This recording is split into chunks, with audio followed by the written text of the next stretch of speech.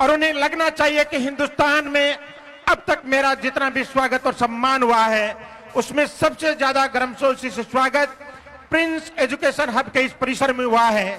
हवा में लहराते ये तिरंगे और आपकी तालियों की गड़गड़ाहट इस बात का सबूत है कि देश और दुनिया में जो भी शख्सियत अपने राष्ट्र के लिए अपने प्राणों की बाजी लगाने के लिए तैयार रहती है उसे इस देश के लोग पलकों पर बिठा करके रखते हैं। मैं अक्सर कहता हूं कि यह सच है कि जरा वक्त लगा देते हैं लोग, लेकिन फन को अगर मनवा दो तो फिर पलकों पे बिठा लेते हैं लोग। आपके हाथों की तालियां रुके नहीं, सारे विद्यार्थियों के हाथ हवा में लहराएं और सर का काफिला इस पंडाल की ओर बढ़ रहा है और सर को इस बात का एहसास होना चाहिए कि मैं शिक्षा नगरी सीकर, वीरों की धरती शेखावाटी सीकर की सरजमी पर हूं, जिस सरजमी ने देश को सर्वाधिक सैनिक दिए हैं, कारगिल में सर्वाधिक शहीद दिए हैं। उस सरजमी से आतंकवादी निरोधी मोर्चा के राष्ट्रीय अध्यक्ष सम्मानीय मनिंदरजीत सिंह जी बीटा आज मुखातिब होंगे। प्रिंस एकेडमी का ये दिव्य और भव्य कैंपस आज इस बात का साक्षी बनने जा रहा है कि देश कैसे बनता है। मैं पुनः वो पंक्तियां दोहराना चाहूंगा कि देश नहीं बनता झूठे भाषण वादे नारों से, कि देश नहीं बनता झूठे भाषण वादे नारों से, देश नहीं बनता मंदिर मस्जिद गुरुद्वारों से, देश नहीं बनता कोठी कपड़े कारों से, देश बनता है ऊंची सोच, ऊंचे विचारों और ऊंचे संस्कारों से। आज हमारी सोच और संस्कारों को, हमारे विचारों को और ऊंचा करने के लिए आतंकवादी निरोधी मोर्चा के राष्ट्रीय अध्यक्ष सम्माननीय मनिंदरजीत सिंह जी बीटा हमारे बीच पहुंच रहे हैं। अब तक हमने जेड श्रेणी सुरक्षा का नाम सुना था, आज सर के चारों तरफ ये सुरक्षा घेरा देख करके हमें ये लग रहा है कि इस देश के लिए अपने प्राणों तक को न्यौछावर करने के लिए तैयार रहने वाले सम्माननीय बीटा साहब का स्वागत और सम्मान इस बड़े सुरक्षा काफिले के साथ होगा। और भारतीय कॉलेज की एनसीसी के कैडेट्स उनकी अगवानी कर रहे हैं। एक बार जोरदार तालियां सर के स्वागत और सम्मान में, अभिनंदन और इस्तकबाल में। ये प्रिंस एकेडमी है, ये प्रिंस कॉलेज है, ये प्रिंस लोटस वैली है, ये पीसीपी है, जिसके होनहार बेटे बेटियां आज उस शख्सियत की अगवानी कर रहे हैं जोरदार करताल ध्वनि के साथ, जिसने इस देश को आगे बढ़ाने का काम किया है। भारत माता की, भारत माता की, वंदे वंदे वंदे।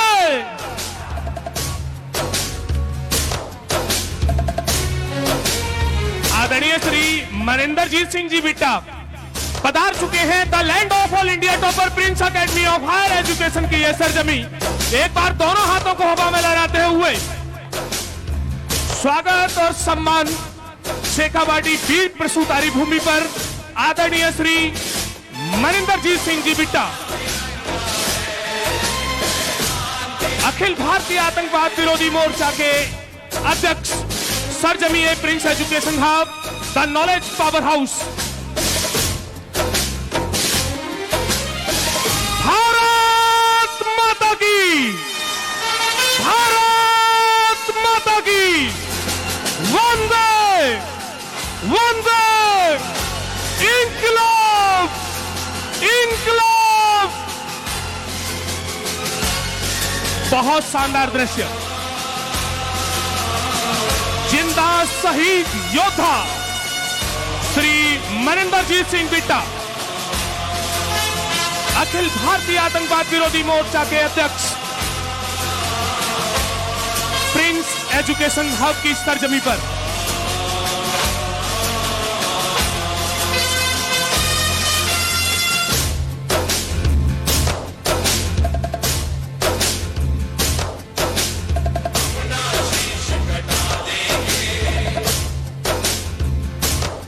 आदरणीय श्री मनिंदरजीत सिंह जी बिट्टा, आप अखिल भारतीय आतंकवाद विरोधी मोर्चा के अध्यक्ष हैं और भारत के एक जाने माने सामाजिक कार्यकर्ता भी हैं। आपका प्रिंस एजुकेशन हब, शेखावाटी रिमाटी, शिक्षा नगरी सीकर, वीर प्रसूतारी भूमि शेखावाटी की इस पावन धरा पर Prince education hub, the knowledge power house बहुत बहुत हार्दिक अभिनंदन और स्वागत करता है। एक बार दोनों हाथ की जोरदार तालियां हवा में लहरा दीजिएगा।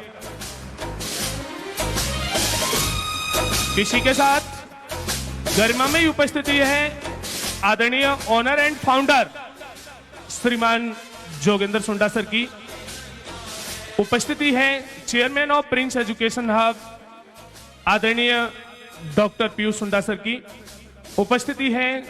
CMD of prince education hub श्रीमान Rajesh ji Dhillon sir, MD prince academy of higher education श्रीमान रमाकांत जी स्वामी और समस्त मैनेजमेंट के वो सदस्य और एक बड़ी लंबी टीम शिक्षकों की। और डियर सर, आपके सामने बैठे हुए भारत का वह यूरेनियम जो अपने आप में ऊर्जा का विशाल भंडार है। तो एक बार इस माटी से सेकाबाटी की धरा की वो खुशबू समस्त हिंदुस्तान में बिखेरने के लिए वो विद्यार्थी हमारे सामने बैठे हुए हैं जो आज गवाही बनेंगे उन शब्दों को, जो शब्द बोले जाएंगे जिंदा शहीद योद्धा श्री मनिंदरजीत सिंह जी बिट्टा के हवाले से। तो इन पंक्तियों को हम कैमरे में कैद करते हैं कि हार नहीं जीत है, ये पावन पुनीत है, ये राष्ट्रवादी गीत है, महान वंदे मातरम, भगत का गुरु ग्रंथ बिस्मिल की है गीता, उस फाक उल्लाह का कुरान वंदे मातरम, जेल की दीवारों पर शहीदों ने लहू से लिखा जंग आजादी की दास्तान वंदे मातरम, जिनको फिरंगियों की फांसियां न रोक पाई, सूलियों पे गाया गया गान वंदे मातरम, सूलियों पे गाया गया गान वंदे मातरम। एक बार दोनों हाथ की जोरदार तालियों के बीच हम स्वागत और सम्मान करेंगे आदरणीय श्री मनिंदर सिंह जी बिट्टा का, यादों का एक वजीफा जिसे ताउम्र याद रखा जाएगा। शत्रु से कह दो जरा सीमा में रहना सीख ले, यह मेरा भारत अमर है सत्य कहना सीख ले, भक्ति की इस शक्ति को बढ़कर दिखाना चाहिए, देश से है प्यार तो हर पल ये कहना चाहिए, मैं रहूं या ना रहूं ये देश रहना चाहिए, मैं रहूं या ना रहूं ये देश रहना चाहिए। आदरणीय ऑनर एंड फाउंडर श्रीमान जोगेंद्र सुंडा सर, आदरणीय chairman sir doctor Piyush Sunda sir से निवेदन होगा, आज उस शख्सियत का सम्मान है इस बड़े मंच पर जिन्हें जिंदा शहीद योद्धा के नाम से जाना जाता है। आप श्री मनिंदरजीत सिंह जी बिट्टा हैं। आप हैं अखिल भारतीय आतंकवाद विरोधी मोर्चा के अध्यक्ष, भारत के जाने माने कार्यकर्ता, समाज में जोश जुनून हिम्मत और आत्मविश्वास की नई परिभाषा,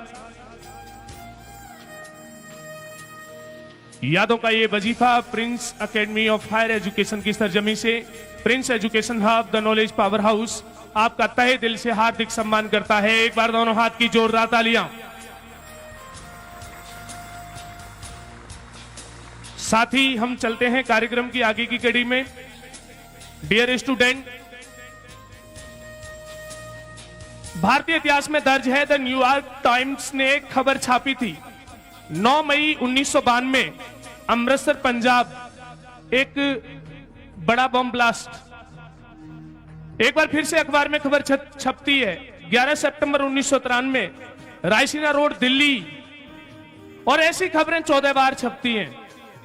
कई बार अटैक होते हैं, कई बार बम ब्लास्ट होते हैं, 14 बड़े आतंकी हमले, लेकिन जो शख्सियत हमारे बीच में मौजूद है डरती नहीं हथगोलों से, डरती नहीं बम और तोहफों से, राष्ट्रवाद की भावना से ओतप्रोत, दिल में भगत सिंह जैसा जुनून और भगत सिंह को अपना आदर्शवादी मानने वाले कि बसुदा का नेता कौन हुआ।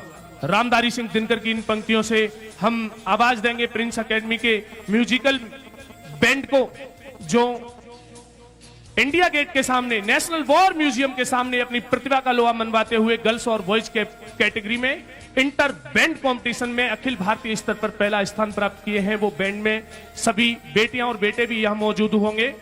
रामधारी सिंह दिनकर की इन पंक्तियों को कैद करना कि बसुदा का नेता कौन हुआ, अतुलित यश क्रेता कौन हुआ, नव धर्म प्रेरिता कौन हुआ, अखंड विजेता कौन हुआ, जिसने न कभी आराम किया, विघ्नों में रह के काम किया है। ऐसा कौन इस जग में टिक सके वीर नर के मग में, खम ठोक खेलता है जब नर, पत्थर के जाते पैर उखड़, मानव जब जोर लगाता है पत्थर पानी बन जाता है, मानव जब जोर लगाता है पत्थर पानी बन जाता है। आदरणीय कैप्टन केसी भट्ट सर से निवेदन होगा कि बैंड की प्रस्तुति मंच के समक्ष लाएं।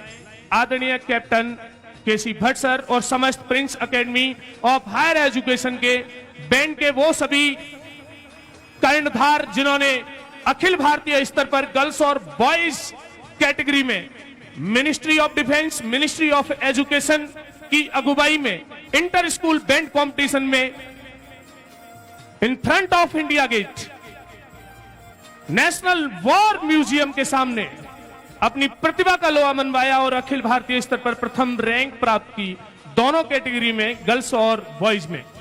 आपकी तालियों की गड़गड़ाहट निरंतर गूंजती रहनी चाहिए कि कहीं परमान लिख देना, कहीं सम्मान लिख देना, तिरंगा हाथ में लेकर विजयी यश गान लिख देना। फकत है आरज़ू जीऊं मरूं इस देश की खातिर, लहू के आखिरी कतरे से हिंदुस्तान लिख देना, लहू के आखिरी कतरे से हिंदुस्तान लिख देना।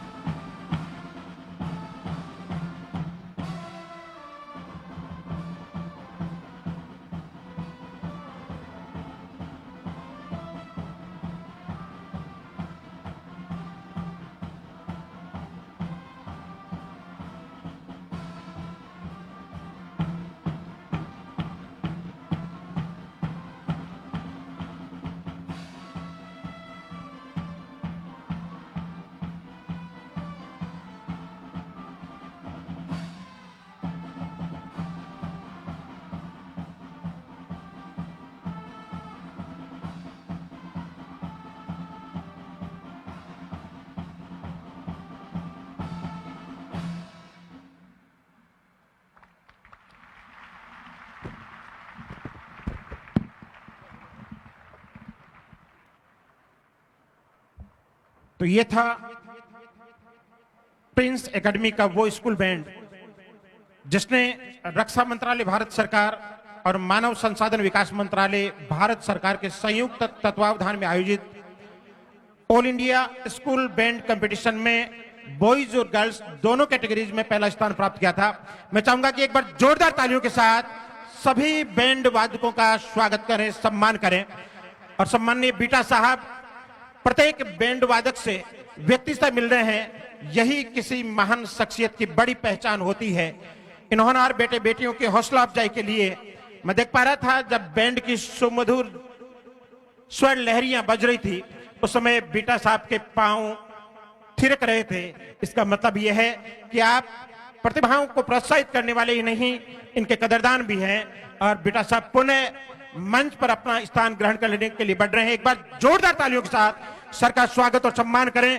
भारत माता की, भारत माता की, वंदे वंदे, इंकलाब इंकलाब इंकलाब।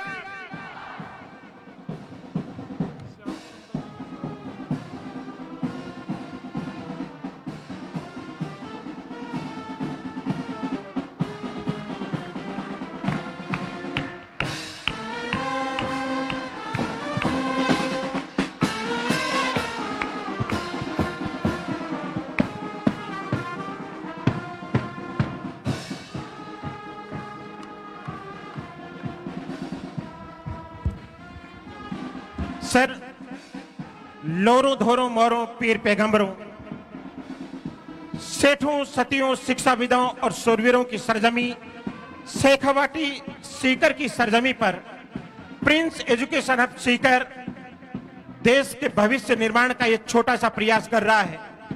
इसकी कुछ झलकियां अभी आपने इस मंच के माध्यम से देखी। आप जैसे प्रबुद्धजनों के मार्गदर्शन और शुभाशीष से प्रिंस परिवार इस राष्ट्र के निर्माण के लिए इन होनहार बेटे बेटियों को आगे बढ़ाने के लिए हमेशा से कृत संकल्प रहा है। और आज आपके शुभ आगमन के बाद हमारे हौसले और ज्यादा मजबूत हुए हैं, हमारा मनोबल और ज्यादा ऊपर उठा है।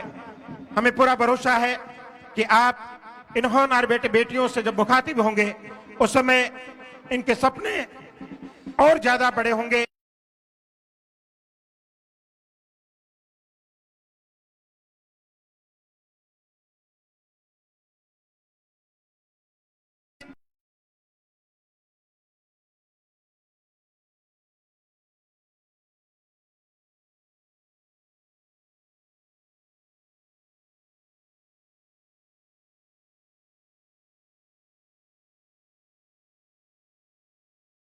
और गर्ल्स दोनों कैटेगरी का नेशनल विनर है। मैं चाहूंगा कि ये एक बार जोरदार तालियां पुनः सभी बैंड वादकों के लिए। और हमारे बीच सम्मानीय श्याम सुंदर जी मौजूद हैं। हम चाहेंगे कि आपका भी स्वागत और सम्मान हम संस्थान की तरफ से करें। बुके और मेमेंटो भेंट करके सम्मानीय चेयरमैन सर, सम्मानीय डायरेक्टर साहब, सम्मानीय श्याम सुंदर जी का स्वागत करें। हम ये कहते हुए कि दिलसाद नहीं नासाद सही, कि दिलसाद नहीं नासाद सही, लबों पे नगमा नहीं फरियाद सही, और हमसे बिछोड़ के दूर जाने वालों हम नहीं तो हमारी याद सही। इस अशोक स्तंभ के मेमेंटो के रूप में स्मृति चिन्ह सम्मानीय श्याम सुंदर जी तक संस्थान के प्रबंधन के सीनियर लोग पहुंचा रहे हैं। और लीजिए अब हम उस शख्सियत से मुखातिब होना चाहेंगे। मैथिली शरण गुप्त ने लिखा था एक पुष्प के अभिलाषा को लेकर के कि चाहे नहीं मैं सुरबाला के गहनों में गूंथा जाऊं, कि चाहे नहीं मैं सुरबाला के गहनों में गूंथा जाऊं, चाहे नहीं मैं प्रेमी माला में बिंद रोज प्रिय को ललचाऊं, चाहे नहीं मैं सम्राटों के सिर चढ़ अपने भाग्य पर इटलाऊं, मुझे तोड़ लेना ए वनमाली, देना उस पथ पर फेंक, मातृभूमि पर शीश चढ़ाने जाएं जिस पथ वीर अनेक। सम्माननीय बीटा सिंह जी का जीवन इस बात का बहुत बड़ा प्रमाण है कि इन्होंने जिस पथ पर राष्ट्र की आराधना करने वाले लोग आगे बढ़ते हैं, राष्ट्र को बचाने वाले लोग आगे बढ़ते हैं, बिना अपनी जान की परवाह किए आप उस पथ पर आगे बढ़ पा रहे हैं। 14 बार आप पर हमले हुए, 3 बार आपकी गाड़ी को उड़ाने की कोशिश हुई। लोग ये कहते हैं कि आप जिंदा शहीद हैं, आपके शरीर में हड्डियां कम हैं, स्टील ज्यादा है, लेकिन फिर भी आपका मनोबल मुझे लगता है कि शरीर में डली हुई उसी स्टील की वजह से आपके इरादे भी फौलादी हैं इस देश के लिए, इस राष्ट्र के लिए। मैं बड़ी श्रद्धा और सम्मान के साथ, बड़े आदर और अदब के साथ प्रिंस एजुकेशन हब के इस प्रिंस एकेडमी के दिव्य और भव्य कैंपस में इन होनहार देश के भावी राष्ट्र निर्माताओं से मुखातिब होने के लिए आपको आमंत्रण देता हूं। पधारें और हम सभी का इस शुभ अवसर पर मार्गदर्शन करें। भारत माता की, भारत माता की, वंदे वंदे, इंकलाब इंकलाब। आदरणीय सर, कदम कदम मिलाए जा, कदम कदम बढ़ाए जा, जो जिंदगी है देश की ये देश पे लुटाए जा।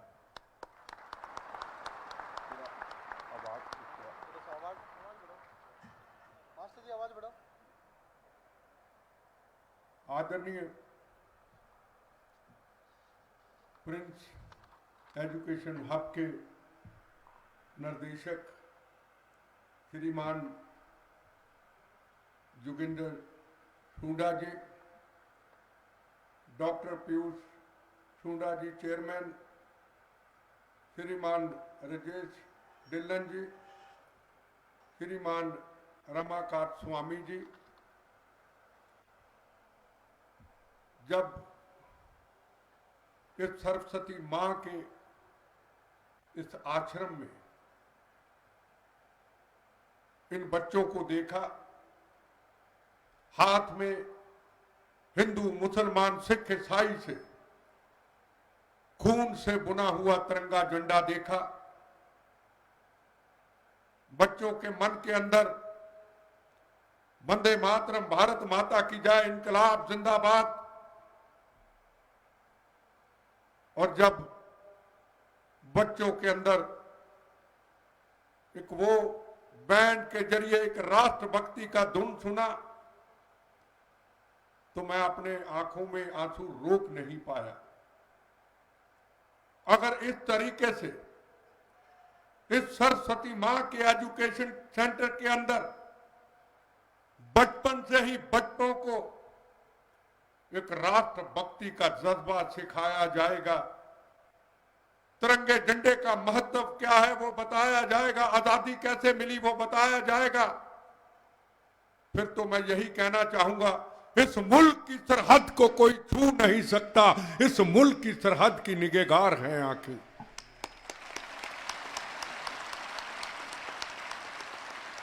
मैं शुरुआत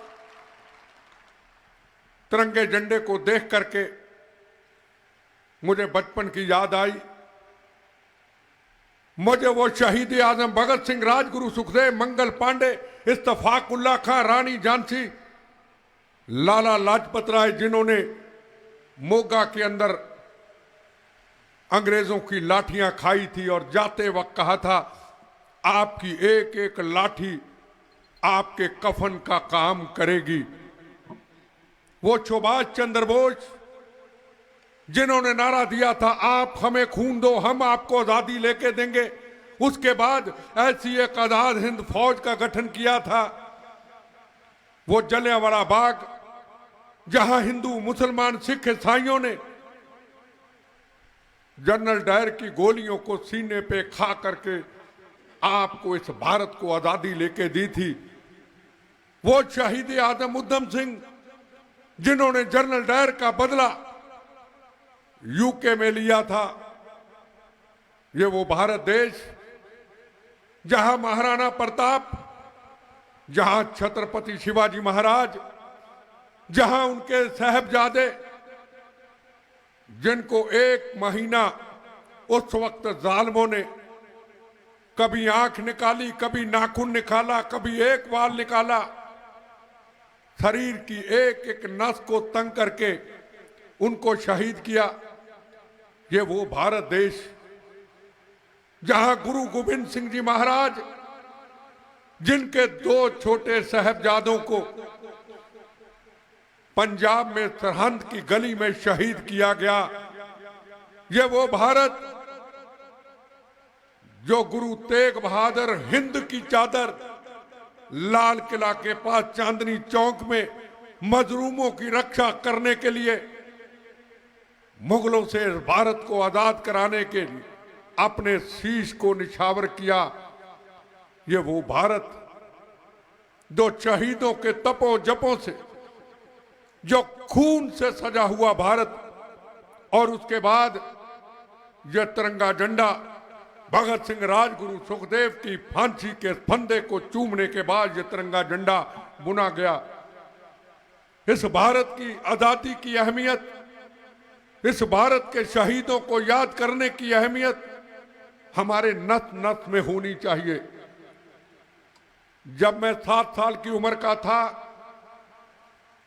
तो मैं अपने ग्रैंडफादर के साथ रोज जलियांवाला बाग जाया करता था, जहां जनरल डायर ने हिंदू, मुस्लिम, सिख, ईसाइयों के ऊपर गोलियां और बम चलाए थे, जो भारत मां को अंग्रेजों की जंजीरों से छुड़ाना चाहते थे। तो क्या देखा कि दीवारों के ऊपर कुछ गोलियों के निशान देखे, पर मुझे नहीं पता था वो गोलियों के निशान है। मैं अपने ग्रैंडफादर को लेकर के उन गोलियों के निशानों की तरफ गया और अपने ग्रैंडफादर से पूछा, ये निशान किस चीज के हैं? तो उन्होंने कहा, ये जनरल डायर की गोलियों के निशान है, जो भारत माता को अंग्रेजों के आजादी दिलाना चाहते थे। उस वक्त मुझे उन्होंने भगत सिंह जी की, सुभाष चंद्र बोस जी की जलियांवाला बाग की किताबें लेके दी। 1-2 महीने पढ़ता रहा और फिर जब उनके साथ शाम को जाता था, उनका हाथ पकड़ के फिर वहीं ले गया और वो लाल मिट्टी हिंदू, मुस्लिम, सिख, ईसाइयों की, क्रांतिकारियों की, उन योद्धों की, उनको पूछा और अपने हाथ से शपथ ली, आजादी इन्होंने हमको लेके दे दी। आजादी शहीद आजम भगत सिंह, राजगुरु, सुखदेव, मंगल पांडे ने दे दी। इस आजादी की रक्षा के लिए, कभी तिरंगे झंडे की रक्षा के लिए हमें जीवन देना पड़ा तो हम देंगे। वक्त गुजरा, आपकी तरह थोड़े से बड़े हुए, अपने स्कूल के बच्चों के साथ, अपने मोहल्ले के बच्चों के साथ हमने 15 अगस्त और 26 जनवरी का दिन मनाने का फैसला किया। कई वर्ष मनाते रहे। एक वक्त ऐसा आया जो शहीदों ने हमारा इम्तिहान लेना था, जो जलियांवाला बाग में खून से लाल मिट्टी पे शपथ ली थी, वो इम्तिहान का वक्त आ गया। जब अमृतसर की वो पवित्र नगरी, हरमंदिर साहब का वो पवित्र स्थान, हरमंदिर साहिब, यहाँ हिंदू, यहाँ मुसलमान, यहाँ सिख, यहाँ ईसाई, यहाँ दुनिया नमस्तक करती है, वहां आतंकवादियों ने कब्जा कर लिया। रॉकेट लॉन्चर, AK-47, बम, गोले बारूद अंदर ले गए और धार्मिक स्थान को किला बना लिया। ये हम थे और वो दीवार में वो थे, ये हमारा घर था और दीवार में वो थे। 15 अगस्त आई, फैसला आया कि इस दिन तिरंगा झंडा नहीं लहराया जाएगा। जो तिरंगा झंडा लहराएगा उनको बम्बों से उड़ा दिया जाएगा। एक पुलिस स्टेशन के जिम्मेदार ऑफिसर आए, कहने लगे अपना रास्ता बदल लो। मैंने उनको कहा क्यों? उन्होंने कहा आतंकवादियों ने हमें धमकी दी है कि अगर MS बिट्टा तिरंगा झंडा लहराएगा, आजादी का दिन मनाएगा, बम्बों से उड़ा दिया जाएगा। मैंने उस पुलिस इंस्पेक्टर को बोला, यह शहीदों के खून से बना आजादी का तिरंगा झंडा है। इस तिरंगे झंडे के लिए भारत मां ने, भारत मां की रक्षा के लिए शहीद आजम भगत सिंह ने फांसी को रस्सा चूमा था। आज हमारा भारत का आजादी का दिन है। तिरंगा झंडा पहले भी लहराते थे, आज भी लहराएंगे और आगे भी लहराते रहेंगे और बम गोलियां सीने पे खाएंगे। के साथ, दोस्तों के साथ हम शमियाने लगा रहे थे। 5 बजे आतंकवादी आते हैं, हरमंदर साहब से निकलते हैं और मेरे घर में बम फेंक देते हैं। बहुत बड़ी आवाज आती है, पर हम घबराते नहीं, हम उनका पीछा करने की कोशिश करते हैं। एकदम धुआं होता है, हम उनके पीछे हरमंदर साहब तक चले जाते हैं, पर देखते हैं कि हम उनकी हद के अंदर आ गए, हम वापस मुड़ के आ जाते हैं। पर उनका एक ही मकसद था, हम ये खून से बना हुआ आजादी का तिरंगा झंडा ना लहरा सके, हम शहीदों के मिली हुई आजादी की रक्षा न कर सके। 12 बजे फिर जब तिरंगे झंडे की शुरुआत होती है, फिर मेरे जैसे नौजवान आते हैं अंदर से, हमारे मंच के ऊपर चढ़ जाते हैं। हम सोचते हैं हमारे दोस्त होंगे, वो एक पंफलेट फेंकते हैं, उसमें लिखा होता है खालिस्तान, खालिस्तान जिंदाबाद। खालिस्तान का मतलब पंजाब को हिंदुस्तान से तोड़ दो, पंजाब को भारत माता से दूर कर दो, पंजाब को पाकिस्तान में मिला दो। पर जब जिंदाबाद बोलने लगते हैं, जिंदाबाद हम नहीं बोलने देते। और उसके बाद तिरंगा झंडा लहराने के बाद फिर आतंकवादी अंदर से आते हैं और किरपाने लेकर के हमला करने की कोशिश करते हैं। पर उस वक्त की बीएसएफ अपना एक लाल झंडा गाड़ देती है और इधर से हम नौजवान तिरंगा झंडा लेके उनके सामने खड़े हो जाते हैं। एक तरफ किरपाने, एक तरफ खून से भारत माता का तिरंगा झंडा सजा हुआ। और उस वक्त फिर कहते हैं कि इस तिरंगे झंडे को उतार के आग लगा देंगे। हम 5 बजे तक इस खून से लथपथ तिरंगे झंडे की रक्षा करते रहते हैं और नारा देते हैं वंदे मातरम, भारत माता की जय, बोले सो निहाल। 5 बजने लगते हैं, सूरज डूबने लगता है और तिरंगे झंडे को उतार करके अपने सीने पे लगा लेते हैं। और मैं ये आपको बताना चाहता हूं बच्चों, वंदे मातरम, भारत मां की जय और हिंदू मुस्लिम सिख ईसाइयों के खून से बना हुआ तिरंगा झंडा अगर दिल से प्यार करते हो, इतनी बड़ी शक्ति, इतनी बड़ी ताकत होती है कि बम गोलियां भी दूर भाग जाते हैं।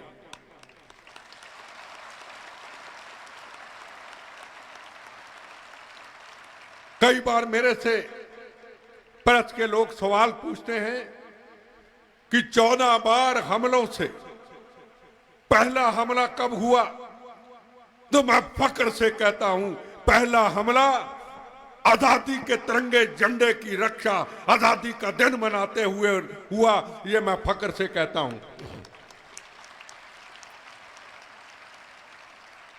भगत सिंह जब शहादत का जाम पिया, उनकी उम्र कितनी थी?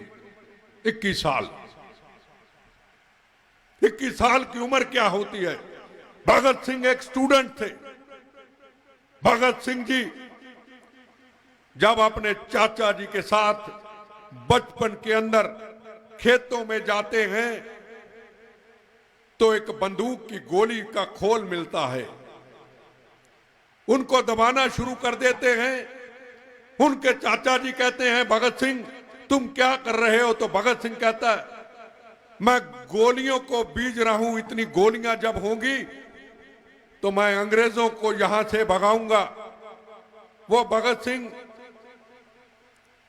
जब हिंदू मुसलमान सिख ईसाइयों का जलियांवाला बाग के अंदर खून बिखरता है तो घर से चोरी, परिवार से चोरी चले जाते हैं जलियांवाला बाग और एक छोटी सी शीशी के अंदर हर इंसान का खून इकट्ठा करते हैं और सुबह उठ करके तिलक लगाते हैं और मां को कहते हैं मां जब बड़ा हूंगा तो मैं इस मुल्क को, इस भारत माता को अंग्रेजों की जंजीरों से छुड़ाऊंगा।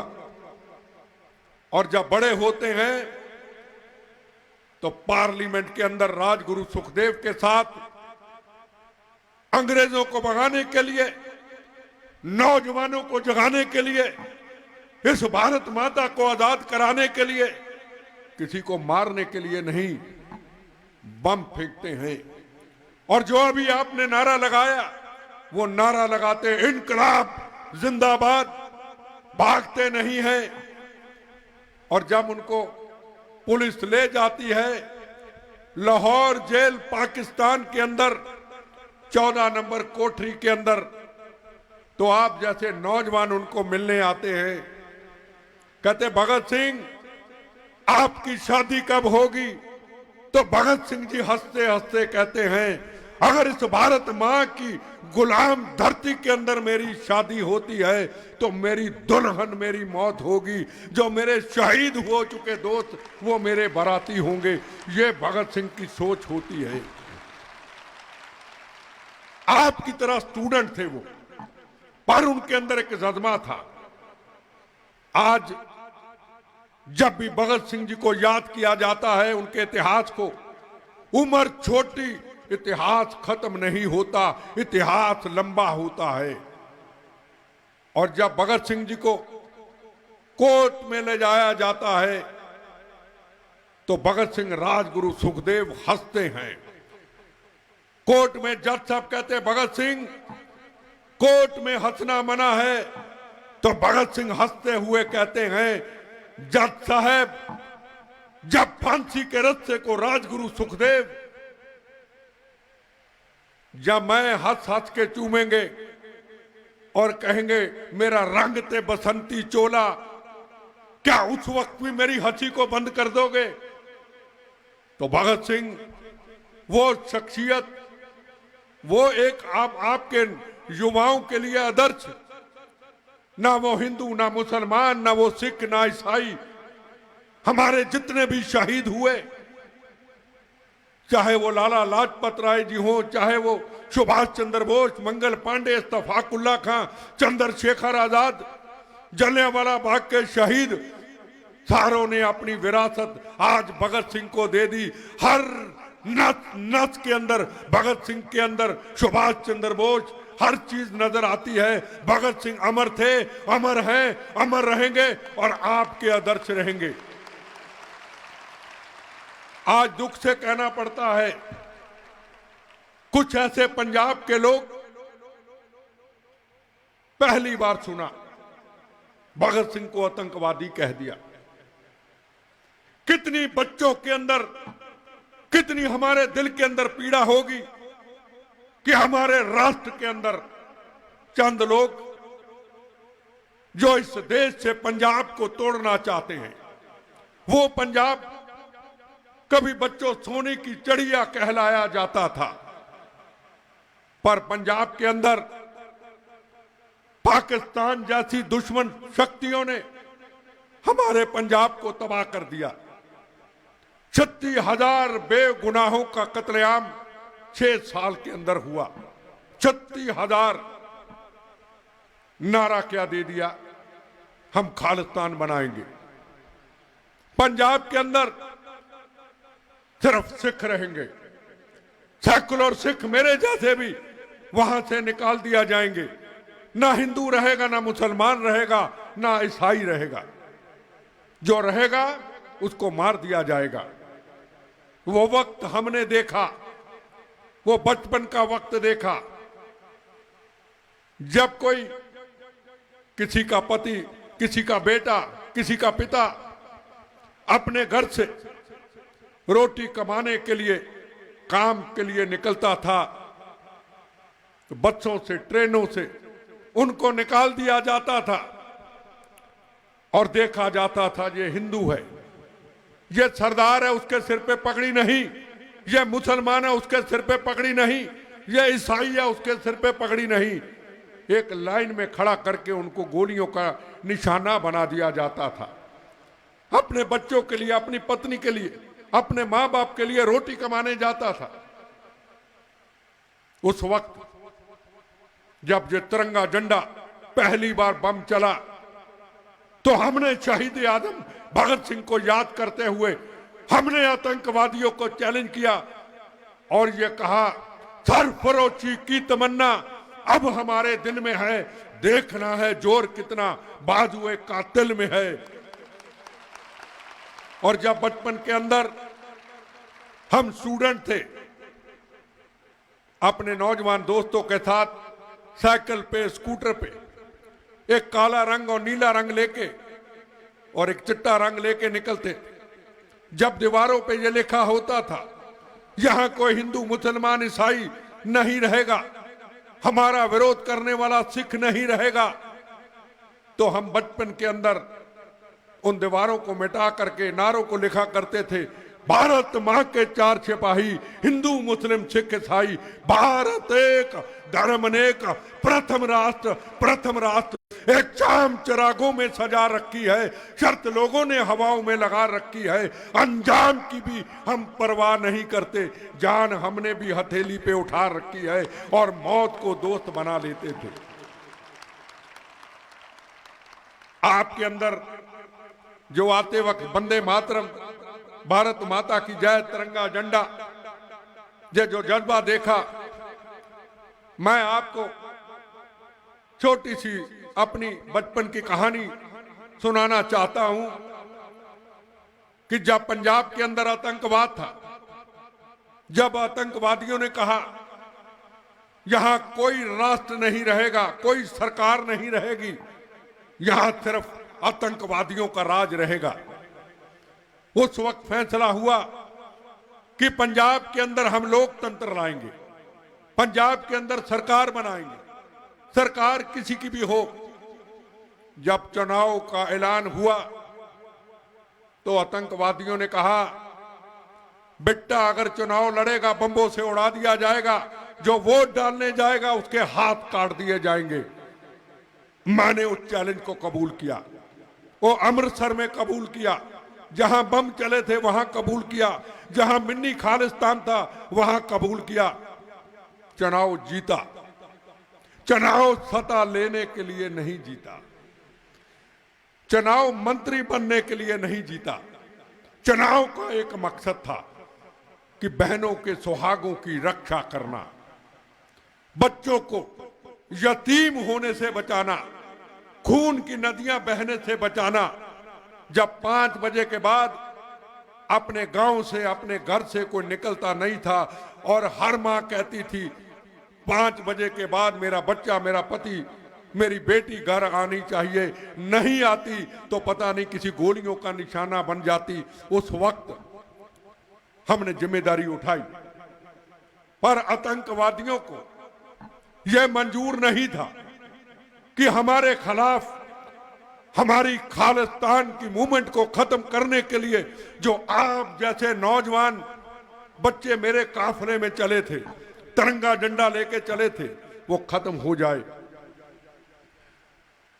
मेरे एक कार्यक्रम के अंदर जब मैंने जाना था तो मेरे ऊपर बम चलाने की प्लानिंग हुई। उससे पहले गोलियां चल चुकी थी। रात को मैंने अपने कृषि छोड़े, मैं सर्किट हाउस में था। जब रात को कृषि छोड़े तो मैंने कहा मैं चलने के लायक हो गया, पर मुझे नहीं पता था कि सुबह दूसरा पैर भी चले जाएगा। मैंने अपने पीए को बोला कि सुबह बम जरूर चलेगा। उसने कहा ऐसा क्यों कहा?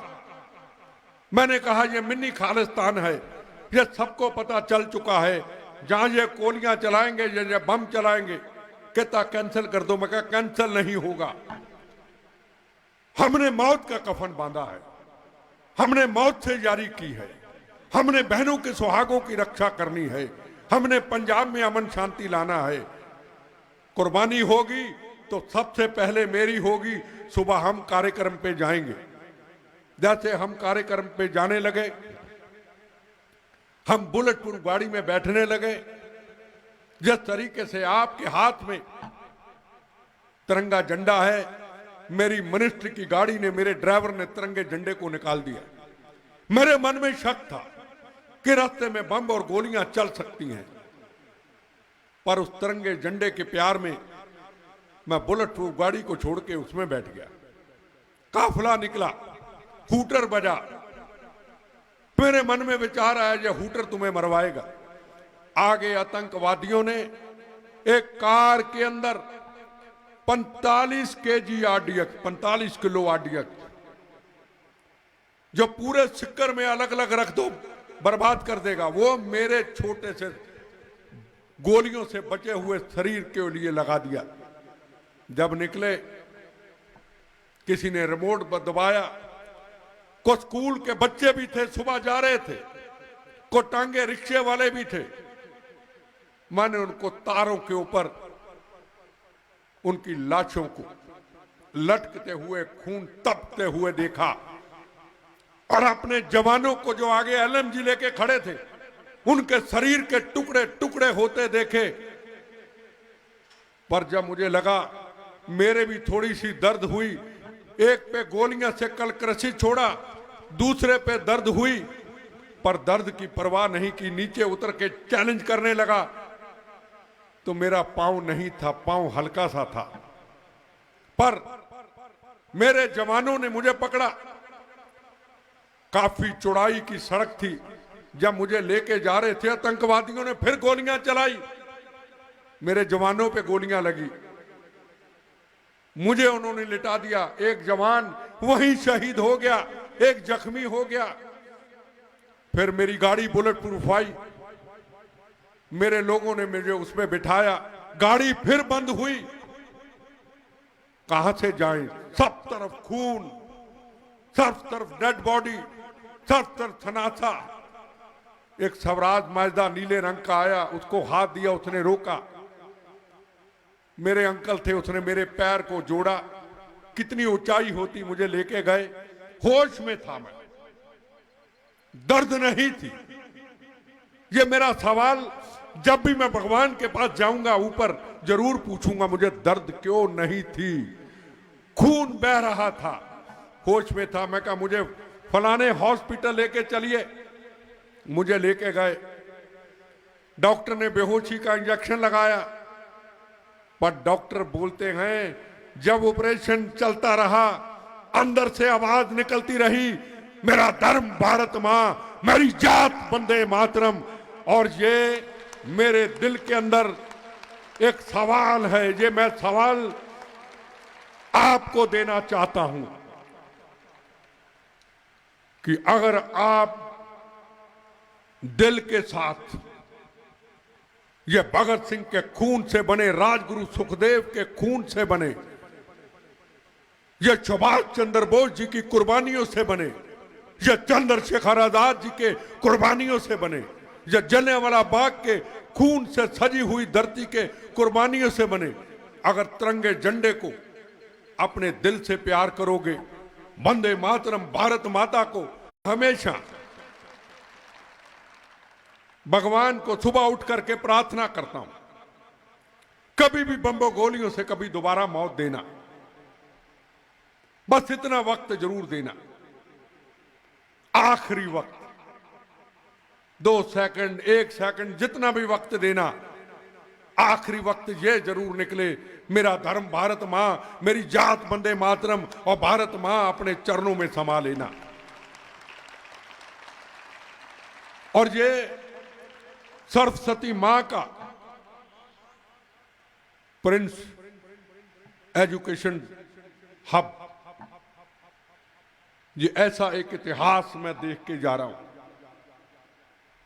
जहां से इतना कुछ सीख के जा रहा हूं, जहां जितना भी टाइम दे सको राष्ट्र के लिए अपना जरूर देना। कहीं और जाएंगे सब कुछ सिखाया जाएगा आपको, वो सिखाया जाएगा आपके अपने लिए, आपके मां बाप के लिए, आपके परिवार के लिए। यहां सिखाया जाएगा प्रथम राष्ट्र, प्रथम राष्ट्र, प्रथम राष्ट्र और भारत मां। एक भारत मां हमें जन्म देती है, एक भारत मां जिसने हिंदू मुसलमान सिख ईसाई अपने आंचल में समा रखा है, एक भारत मां जिसने मंदिर, मस्जिद, गुरुद्वारे, गिरजाघर अपने आंचल में समा रखे हैं, वो भारत मां दुनिया के अंदर एक ही है। ना फ्रांस है, ना इटली है, ना चाइना है, ना पाकिस्तान है, ना बांग्लादेश है, ना यूके है, ना अमेरिका है। दुनिया में एक ही नाम है जिसका हिंदुस्तान के अंदर नाम है, वो भारत मां।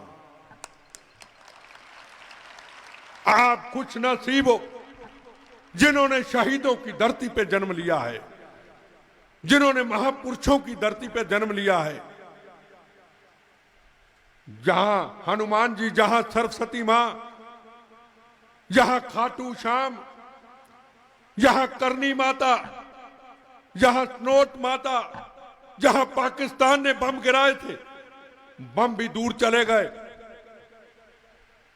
यहां बालाजी मेहंदीपुर, यहां ओशिया माता, यहां महाराणा प्रताप जी का इतिहास। आप खुश नसीब हैं।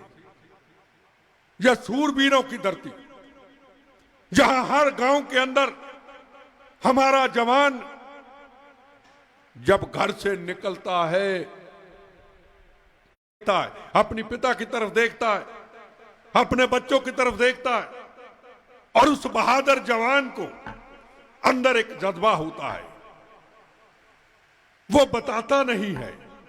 मां कहती, पत्नी कहती, पिता कहता, बच्चे कहते, हमारा पिता, हमारा पति, हमारा बेटा जा रहा है, जल्दी वापस आएगा। पर जवान के अंदर एक जज्बा होता है। वो कहता है, मैं आपको तो धोखा दे सकता हूं, पर जा रहा हूं मौत का कफन बांध के मातृभूमि की सेवाओं की रक्षा करने के लिए। मैं मातृभूमि को धोखा नहीं देता।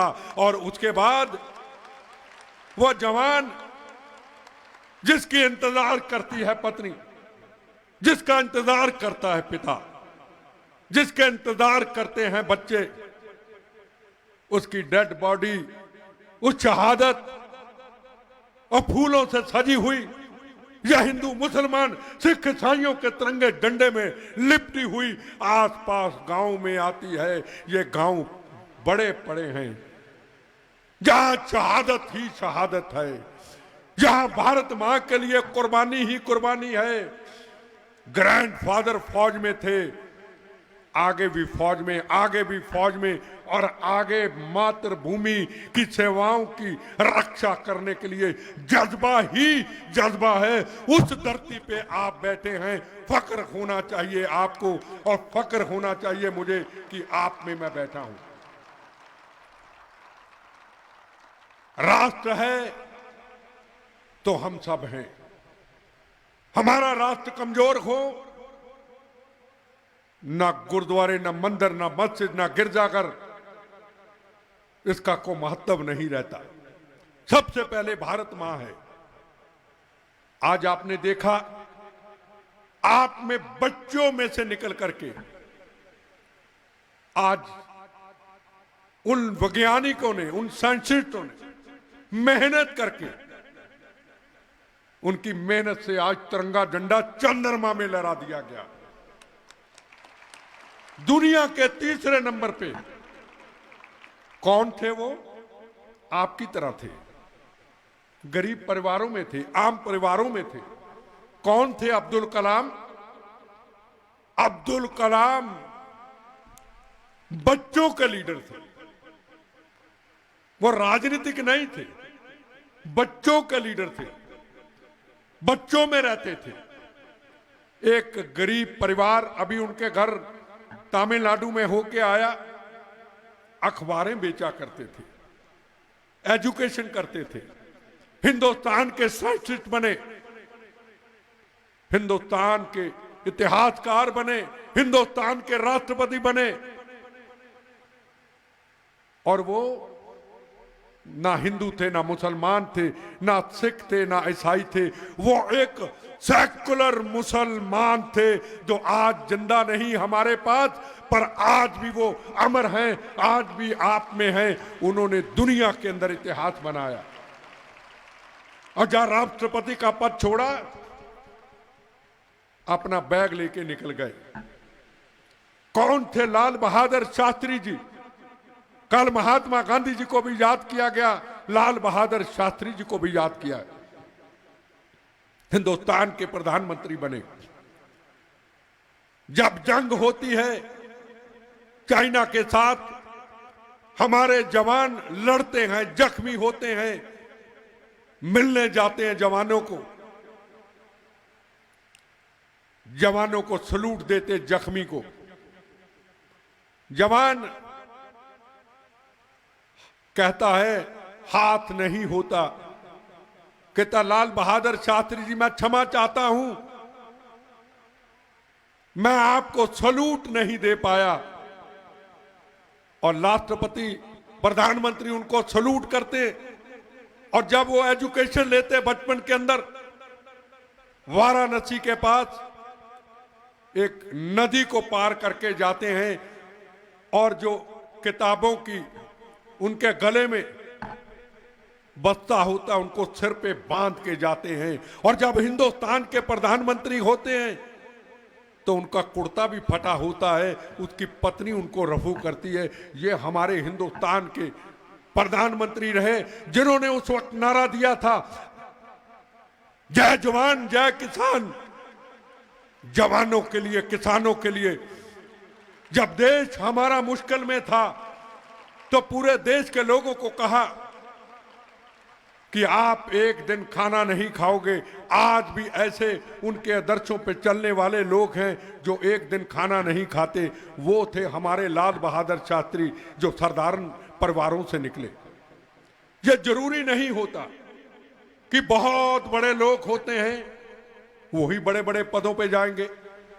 नहीं, हमारे एजुकेशन सेंटर से बड़े ऐसे नौजवान निकले, साधारण परिवारों से निकले, जो आज आईपीएस है, जो आप आज आईएएस है, कोई साइंटिस्ट होंगे, कोई डॉक्टर होंगे। मन के अंदर एक जज्बा पैदा कर लीजिए, हमने जो कुछ भी करना है वो हमारा मकसद एक होना चाहिए। परिवार, मैं, हम सब बाद में हम ऐसा करेंगे। लक्ष्मी चावला जो साइंटिस्ट बनी, करनाल की गरीब घर की बेटी जिसने दुनिया में इतिहास किया, हम ऐसा बने, पढ़ लिख करके हम पूरी दुनिया में राष्ट्र का नाम ऊंचा करें। कौन थे डॉक्टर मनमोहन सिंह? फाइनेंस के मास्टर थे। हिंदुस्तान के प्रधानमंत्री नरसिम्हा राव जी ने उनको हिंदुस्तान का फाइनेंस मिनिस्टर बनाया। मैंने प्राइम मिनिस्टर से एक सवाल किया, मुझे बच्चों की तरह मानते थे कि वो तो इलेक्शन नहीं लड़े, वो तो राजनीति में नहीं है, आपने फाइनेंस मिनिस्टर बना दिया। कहते बेटा यह देश इतना कमजोर कर दिया है पॉलिटिशियनों ने पीछे, यह देश खोखला हो चुका है, फाइनेंशियली हम कमजोर हो चुके, हम कर्जाई हो चुके, इसलिए इसको फाइनेंस मिनिस्टर बनाया। अगर किसी राजनीतिक व्यक्ति को बनाता वो और नुकसान कर देता कि जो देश को बनाएगा। उन्होंने आकर के हमारे देश की व्यवस्था को कहां खड़ा कर दिया। 10 साल हिंदुस्तान के प्रधानमंत्री रहे, अब आए नरेंद्र मोदी, कहां देश पहुंचा दिया। पॉलिटिकल पार्टियों की तरफ नहीं जाना, सवाल एक व्यक्ति का है, आज चंद्रमा तक पहुंचा दिया। 370 धारा कश्मीर के अंदर, जहां सिक्कर के अंदर, जहां राजस्थान के अंदर, पूरे देश के अंदर महीने में 100 जवानों की तिरंगे झंडे में लिपटी हुई, फूलों से सजी हुई उनकी बॉडी मां बाप बच्चों पिता के सामने आती थी। मैं देखता था रोते हुए उनको। जब जवान जाता था उसको पता नहीं था मैं वापस आऊंगा या नहीं आऊंगा। वहां लड़ते लड़ते मातृभूमि की सीमाओं की रक्षा करते, गोलियों का निशाना, जवानों के सिर काट देते थे, जवानों के टुकड़े टुकड़े कर देते थे। दिल्ली से पूछना पड़ता था, पर आज एक जवाब दे दिया, गोली का जवाब गोली। पाकिस्तान को कह दिया, हे पाक तेरा ख्वाब एक नजारा ही रहेगा, तू किस्मत का मारा है, मारा ही रहेगा, तेरे हर सवाल का जवाब करारा ही रहेगा। पाकिस्तान को हिला के रख दिया। आज कश्मीर के अंदर गोली नहीं चलती। वहां कहा करते थे यहां तिरंगा झंडा नहीं लहराया जाएगा। आज 15 अगस्त, 26 जनवरी, हर रोज तिरंगा ही तिरंगा लहराया जाता है और पाकिस्तान देखता है कि क्या हिंदुस्तान बन गया। आज वो हिंदुस्तान बन गया जहां तिरंगा, जहां राष्ट्र, जहां देशभक्ति की भावना आपके दिल में आ जाए तो किसी दुश्मन देश की हिम्मत नहीं कि आप भारत की तरफ देख ले। आज तिरंगे झंडे का इतना बड़ा मान सम्मान,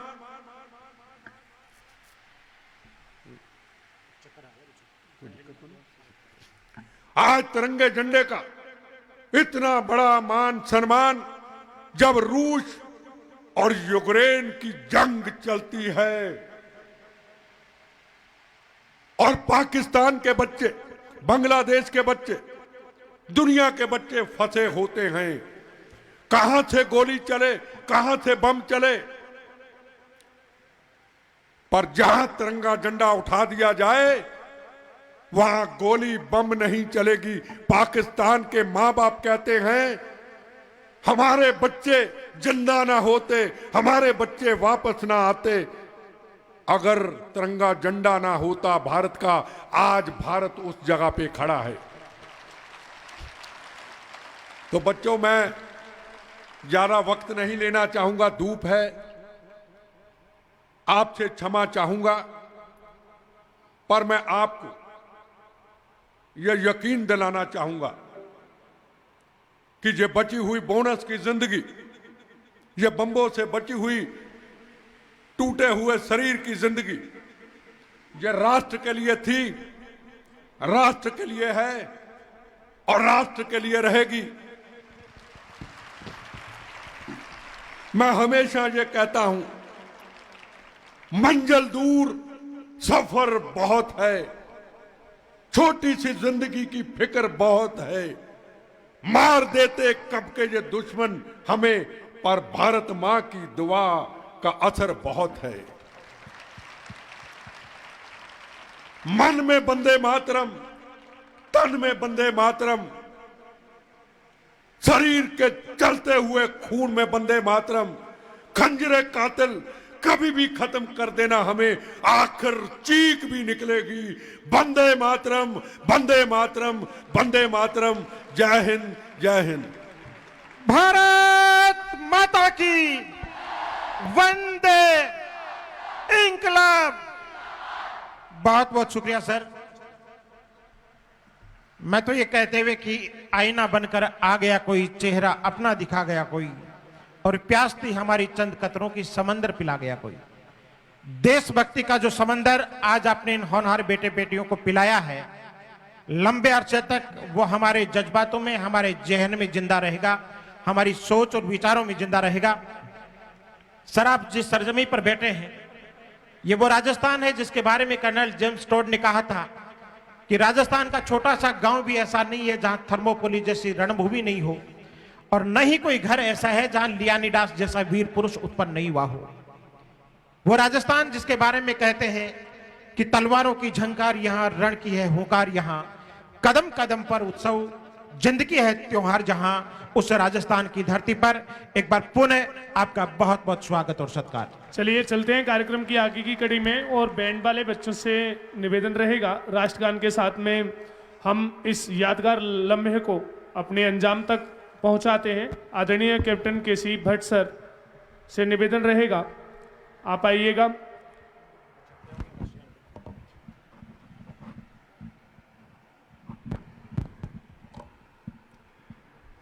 आप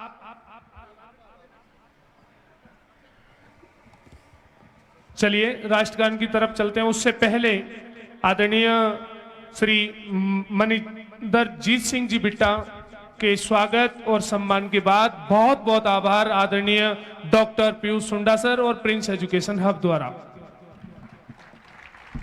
आदरणीय MS बिट्टा साहब, श्याम जी, बड़े भाई साहब जोगेंद्र जी, सभी प्रबंधक मंडल टीम, शिक्षक मानवों, प्यारे बच्चों, टीम सिक्योरिटी, मैं आज के इस भव्य कार्यक्रम में बहुत ही शानदार और जानदार उद्बोधन संदेश के लिए माननीय MS बिटा साहब का प्रिंस एजुकेशन हब की तरफ से बहुत बहुत आभार व्यक्त करता हूं। एक बार दोनों हाथ ऊपर करके सारे बच्चे जोरदार तालियां के साथ। आपने हमारे छोटे छोटे नन्हे नन्हे बच्चों में देशभक्ति, राष्ट्रीयता, जात पात धर्म से ऊपर उठकर इंसानियत का जो पाठ पढ़ाया है वो काबिले तारीफ है। और मैं Prince academy, Prince education hub के इन सभी बच्चों की तरफ से आपको विश्वास दिलाता हूं कि ये सारे बच्चे नेशन फर्स्ट, राष्ट्र प्रथम की धारा पे आगे बढ़ेंगे और देश को बुलंदियों तक लेकर जाएंगे। प्यारे बच्चों, आप उस एज ग्रुप में हैं जहां संवेदनाएं भरी होती हैं। जब बिट्टा साहब अपनी कहानी सुना रहे थे तो मेरी भी आंखें कई बार भर रही थी। जब शहीदों की बातें कर रहे थे तो आंखें भर रही थी। आप उस एज ग्रुप में हैं जहां जीवन के मॉरल्स डिसाइड होंगे। 17, 18, 19, 20 साल तक एक व्यक्ति के मॉरल्स डिसाइड हो जाते हैं।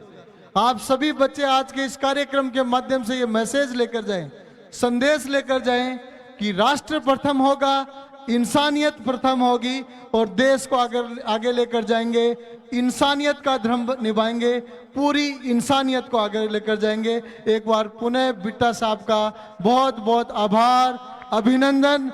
वंदे, पूरा जोश दिखना चाहिए। वंदे वंदे भारत माता की जय। भारत माता की, भारत माता की, वंदे वंदे।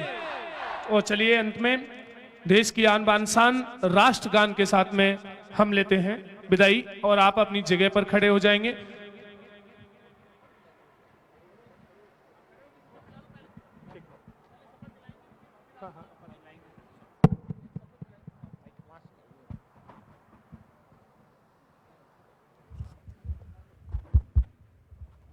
ऑल द क्लासेज, एक शपथ होगी, शपथ के बाद में राष्ट्रगान होगा और तुरंत समापन होगा। तो all the classes, attention, relax, attention, prayer position, auth position, auth, right hand, auth position. मेरे पीछे बोलना। आज हम अपने शहीदों को याद करते हुए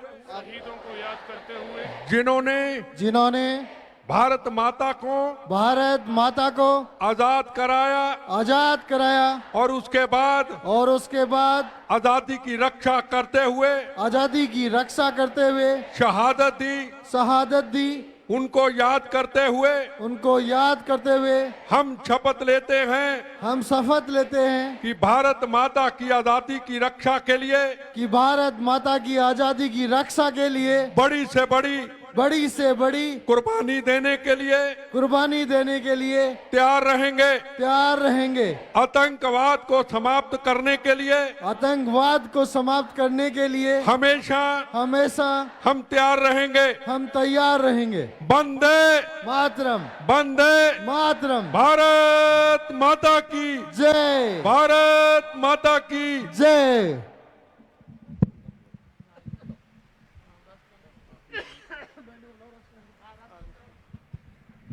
Yes, attention. But sir,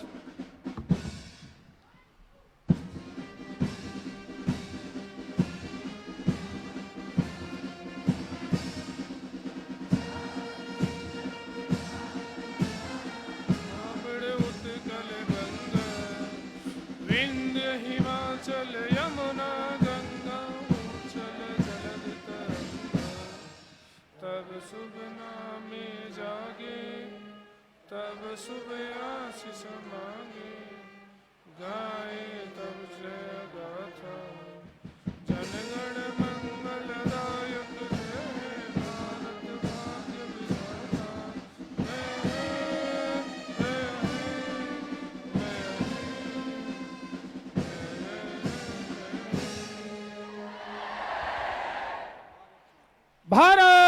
माता की, भारत माता की।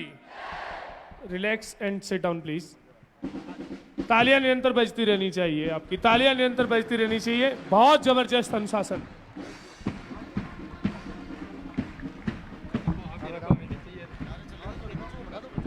आप अपनी जगह पर बैठ जाएंगे और तालियां कंटिन्यू बजती रहनी चाहिए आपकी। एक बार दोनों हाथ हवा में लहराते हुए। Boys settle down.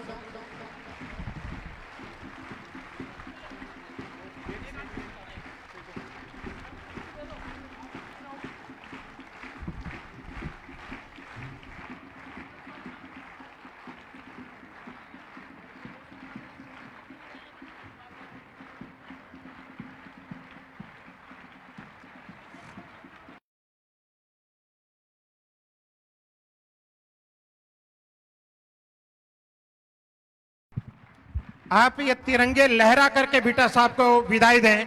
तिरंगा लहराते रहें। भारत माता की, भारत माता की, वंदे वंदे, इंकलाब इंकलाब, भारत माता की। उठाओ म्यूजिक, उठाओ मास्टर जी, म्यूजिक उठाओ।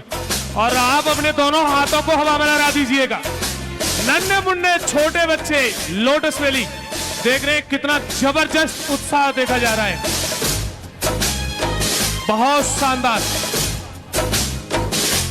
The knowledge power house Prince education hub के हवाले से एक बार फिर से जिंदा शहीद योद्धा श्री मनिंदरजीत सिंह जी बिट्टा का बहुत बहुत आभार।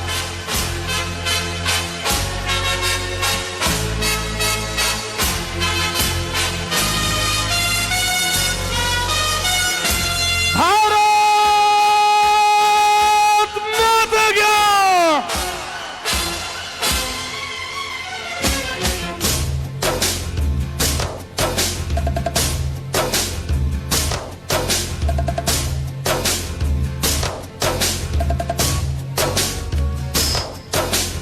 भारत माता की। बहुत शानदार। और एक इस प्रोग्राम के बाद शानदार कॉलेज के, प्रिंस कॉलेज के विद्यार्थियों का शॉर्ट टॉक शो रहेगा आदरणीय श्री मनिंदरजीत सिंह जी बिट्टा के साथ में। तालियां निरंतर बजती रहनी चाहिए।